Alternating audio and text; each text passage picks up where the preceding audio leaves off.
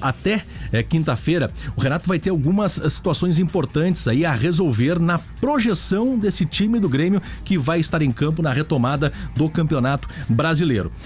A expectativa, a tendência é de que Renato coloque contra o Flamengo aquilo que ele tem de melhor, Debona. Ele deu na entrevista coletiva uma informação importante de que não vai conseguir ter força máxima em todos os jogos, mas o intervalo de sábado para quinta-feira é um intervalo interessante para você recuperar os jogadores e colocar em campo o que ele tem de melhor. A partir daí, ele deve de fato fazer um rodízio na equipe. Mas os problemas, eles começam, por exemplo, no ataque. Soteldo. Exatamente. Soteldo não estará à disposição, servindo a seleção da Venezuela. O Gustavo Nunes seria um substituto natural para o setor, mas ele vai cumprir suspensão automática nessa partida. Então o que o Renato pode fazer é optar por retornos de Galdino ou Edenilson à equipe e uma inversão de lado no Pavon, saindo da direita, indo para o lado esquerdo, posição que ele já desempenhou, por exemplo, no Boca Juniors na Argentina. E o outro problema para o setor ofensivo é Diego Costa. Ele saiu no início do segundo tempo da partida contra o Estudiantes. Ele sentiu um problema muscular. Não é a primeira vez que acontece isso com o Diego Costa nesta temporada. Na estreia do Brasileirão contra o Vasco, ele também sentiu um problema muscular e ficou de fora de 3 partidas naquela oportunidade, inclusive do jogo contra o Estudiantes na Argentina. E para a partida contra o Flamengo, o Diego Costa é uma dúvida importante porque sem ele é JP Galvão. Outras possibilidades, o André Henrique segue em Porto Alegre, tá aí se recuperando de uma lesão ligamentar no tornozelo direito. O Jardiel, da base, seria uma opção, mas voltou a sentir uma lesão muscular na semana passada atuando pelo time sub-20, para por um tempo também. Então, para a partida contra o Flamengo, se não contar com o Diego Costa, vai ser o JP Galvão, centroavante.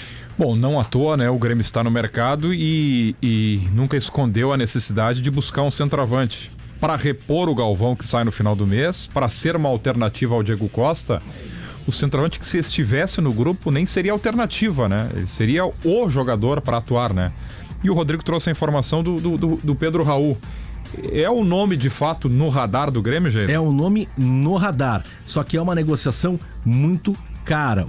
O Corinthians, quando executou a contratação do Pedro Raul, ele desembolsou em torno de 5 milhões de dólares para tirá-lo do futebol mexicano. E nesse momento, para uma negociação, o Corinthians poderia fazer um empréstimo do Pedro Raul. O Gabardo trouxe no final de semana uma informação, um detalhe importante. O Corinthians está perdendo o seu goleiro, o Carlos Miguel, vai para o futebol inglês, e uma possibilidade, Debona, seria uma troca de empréstimos. O Pedro Raul vindo por empréstimo para Porto Alegre e o Adriel, e aí seria um reempréstimo, seria colocado no Corinthians.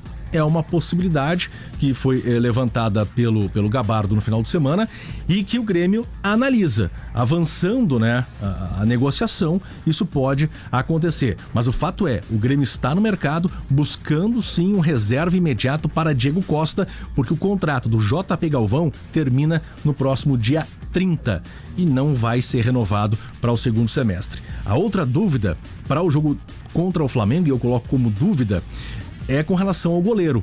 O Marquezin está vivendo a sua melhor fase, talvez, sim, no gol do Grêmio. Mas o Rafael Cabral, no último jogo pelo Campeonato Brasileiro contra o Bragantino, ele foi o titular. Então fica essa como uma dúvida também na projeção de Grêmio, e a partir de hoje à tarde o Renato começa a resolver essas questões. Grêmio e Flamengo, Flamengo e Grêmio, depois o Grêmio vai a Cariacica para enfrentar o Botafogo no final de semana.